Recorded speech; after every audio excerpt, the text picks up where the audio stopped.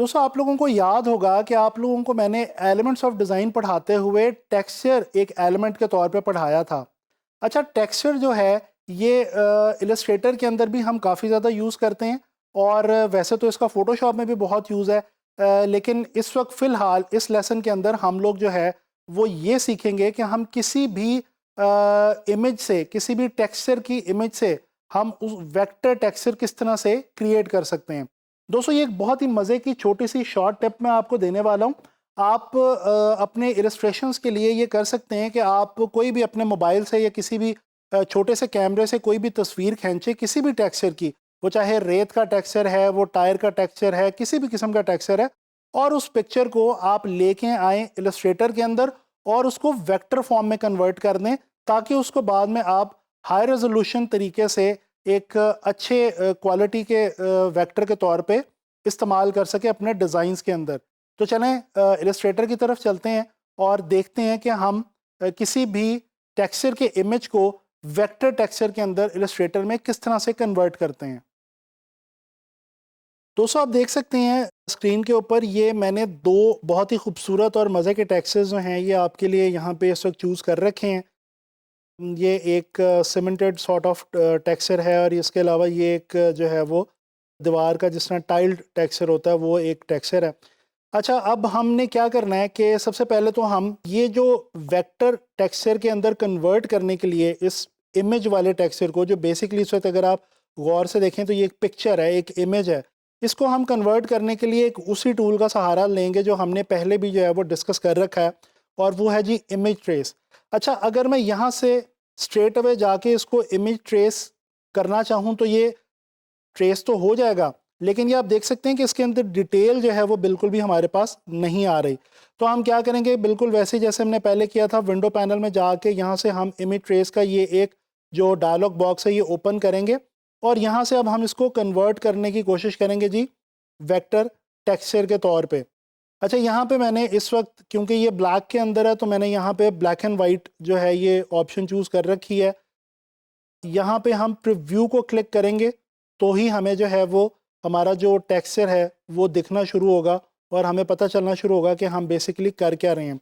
अच्छा, अब यहाँ पे ये जो थ्रेश होल्ड है ये थोड़ा सा डिफरेंटली बिहेव कर रहा है। अगर आप गौर करें तो यहाँ पे अगर आप थ्रेश होल्ड कम करें तो ज़्यादा आपके पास जो डिटेल है वो आ रही है, क्योंकि ये टेक्सचर है।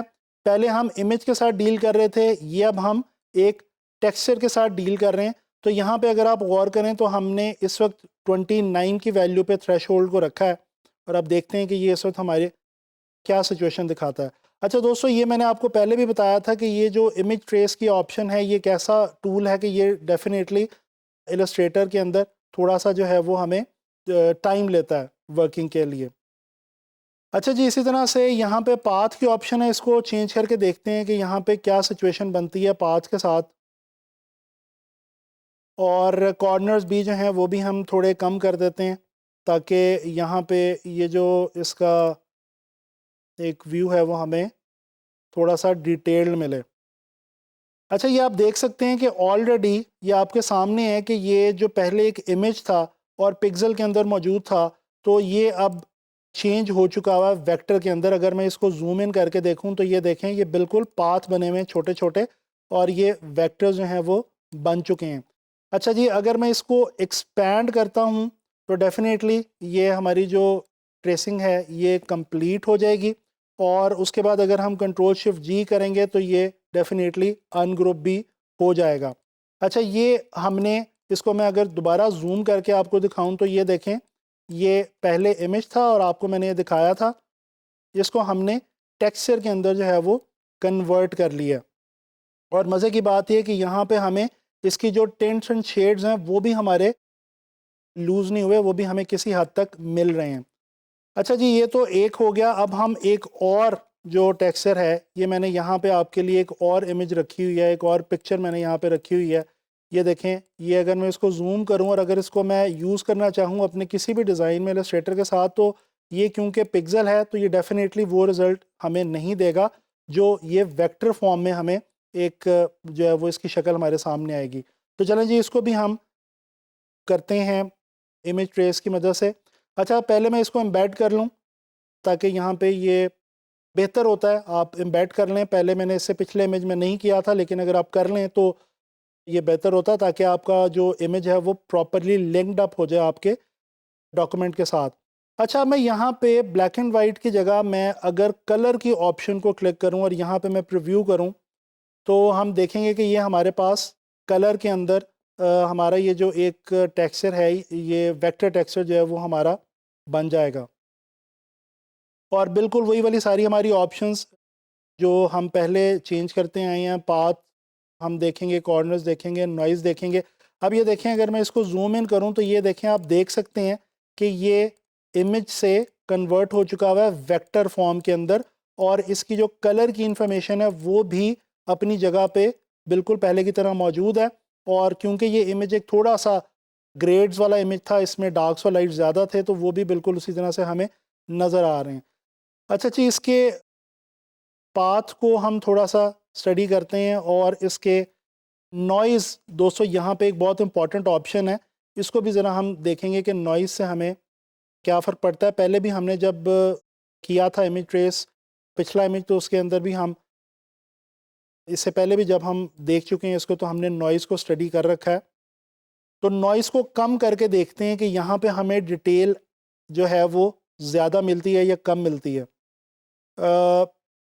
ये जितनी देर होता है उतनी देर हम यहाँ पे देख लेते हैं जी। यहाँ पे कुछ ये कलर की वैल्यूज़ आपकी जो हैं ये नीचे आपके पास यहाँ पे आ रही हैं, और ये देखें दोस्तों, नॉइज़ कम होने से हमारी डिटेल जो है वो थोड़ी ऐड हो गई है हमारे टेक्सचर के अंदर। तो अब इसको जो है वो हम एक्सपेंड करेंगे तो ये डेफिनेटली हमारे प्रॉपरली वेक्टर के अंदर कन्वर्ट हो जाएगा। अगर हम इसको कंट्रोल शिफ्ट जी करेंगे तो ये अनग्रुप भी हो जाएगा। ठीक है जी। अच्छा दोस्तों, इसके अंदर अगर प्योर वाइट कलर हमारे पास कहीं पे अवेलेबल हो, ये तो हमने किया है कलर के अंदर, लेकिन अगर हमने इसको ब्लैक एंड वाइट में किया होता और हम इसके अंदर से वाइट माइनस करना चाहते, तो दोस्तों उसके लिए एक टिप मैं आपको दे दूं कि जब भी आप इमेज ट्रेस की मदद से किसी भी ब्लैक एंड वाइट वेक्टर को बना रहे हैं, तो आप यहाँ से, ये हमारे पास मैजिक वैन टूल अवेलेबल है, इसकी मदद से वाइट एरिया को आप सेलेक्ट करें। सेलेक्ट करने के बाद डिलीट करें, तो वो जो जितना भी वाइट एरिया उस इमेज के अंदर मौजूद है, उस वेक्टर फॉर्म के इमेज में, वो सारे का सारा डिलीट हो जाएगा। तो दोस्तों ये मैंने आपको बताया कि हम किसी भी टेक्सचर के इमेज को हम वेक्टर टेक्सचर के अंदर किस तरह से कन्वर्ट कर सकते हैं इलस्ट्रेटर के अंदर। दोस्तों आप लोगों ने देखा कि हम लोगों ने इस लेसन में एक्सप्लोर किया कि हम किस तरह से बड़े आराम से किसी भी इमेज बेस्ड टेक्सचर को कन्वर्ट कर सकते हैं वेक्टर टेक्सचर्स के अंदर।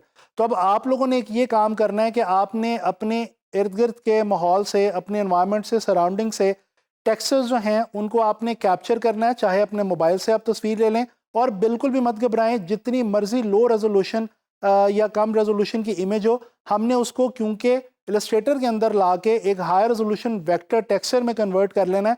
सो just take a picture of any texture and convert it into a vector texture in Adobe Illustrator. इंशाल्लाह ताला नेक्स्ट लेसन में आप लोगों से इलस्ट्रेटर के हवाले से किसी नए टूल पे बात होगी।